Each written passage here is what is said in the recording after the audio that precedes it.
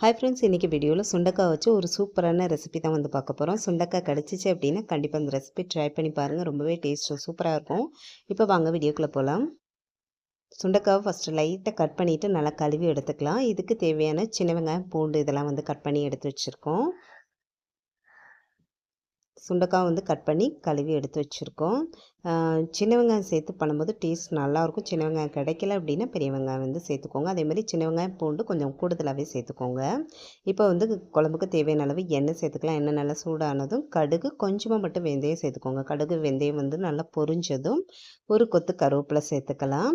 சேர்த்துட்டு அதுவும் பொரிஞ்சதும் கட் பண்ணி வச்சுருக்க சின்ன வெங்காயம், பூண்டு சேர்த்து நல்லா வதக்கிக்கலாம். இது வந்து ரெண்டும் நல்லா வதங்கட்டும். அதுக்குள்ளே அந்த சுண்டைக்காய் வந்து கட் பண்ணி வச்சுருக்கோம்ல, அதை வந்து ஒரு 2-3 டைம் நல்லா கழுவணும். ஏன்னா அது உள்ளே இருக்க விதையோட அப்படியே வந்து சமைக்கக்கூடாதுன்னு சொல்லுவாங்க. அதனால் இந்த மாதிரி நல்லா கழுவி எடுத்துக்கோங்க. இந்த மாதிரி விதை எல்லாத்தையுமே வந்து நல்லா கழுவி எடுத்துடணும். 2-3 டைம் தண்ணியில் நல்லா அலசி எடுத்துக்கலாம். கட் பண்ணிவிட்டு இது மாதிரி அலசிடுங்க. அதுக்கப்புறமா அலசி வச்சுருக்க அந்த சுண்டைக்காய் வந்து இந்த வெங்காயத்து கூடயே சேர்த்து வதக்கிக்கலாம். அந்த எண்ணெயிலேயே வந்து நல்லா வதக்கிடணும். ஓரளவு வதங்கினதுக்கப்புறமா மற்ற பொருள் எல்லாமே சேர்த்துக்கலாம்.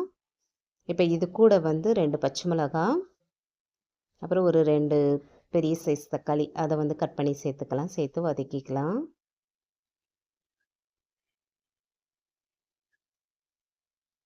இந்த மாதிரி குழம்பு செஞ்சு சாப்பிட்டு பாருங்கள். டேஸ்ட்டு சூப்பராக இருக்கும்.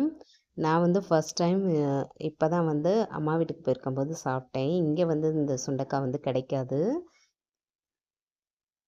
இப்போ இந்த குழம்புக்கு தேவையான அளவு குழம்பு மிளகாய்த்தூள் வந்து சேர்த்துருக்கோம். அது இல்லைன்னா மிளகாய்த்தூள், மல்லித்தூள், மஞ்சத்தூள் இது 3 வந்து சேர்த்துக்கோங்க. சேர்த்துட்டு அந்த மசாலாவையும் வந்து அந்த எண்ணெயிலேயே வந்து நல்லா கலந்து விட்டதுக்கு அப்புறமா இப்போ குழம்புக்கு தேவையான அளவு புளி வந்து கரைச்சி சேர்த்துக்கலாம். சேர்த்துட்டு நல்லா கலந்து விட்டுருங்க.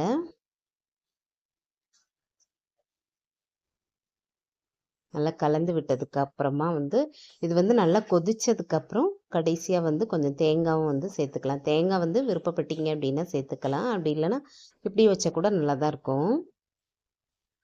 நான் வந்து கொஞ்சம் தேங்காய், சீரகம் இதை வந்து அரைச்சிட்டு 2-3 சின்ன வெங்காயம் சேர்த்துக்கோங்க. அதை வந்து நல்லா அரைச்சிட்டு இதில் வந்து சேர்த்துக்கலாம். இப்போது குழம்பு கொஞ்சம் திக்காக இருக்கணும் அப்படிங்கிறதுக்காக இந்த தேங்காய் வந்து சேர்த்துக்கிறோம். இப்போ நல்லா கலந்து விட்டதுக்கப்புறம் நல்லா கொதிக்க வச்சிடலாம். குழம்புக்கு தேவையான அளவு தண்ணியும் வந்து சேர்த்துட்டு உப்பும் வந்து சேர்த்துக்கலாம். உப்பு உரப்பு எல்லாமே செக் பண்ணிக்கோங்க.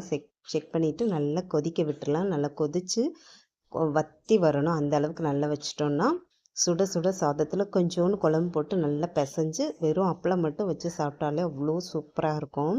உடம்புக்குமே வந்து ரொம்ப ரொம்ப நல்லது. இது கண்டிப்பாக ட்ரை பண்ணி பார்த்துட்டு இப்படி இருக்குன்னு மறக்காமல் கமெண்ட்டில் சொல்லுங்கள். வீடியோ பிடிச்சிருந்தா லைக் பண்ணுங்கள். Bye friends.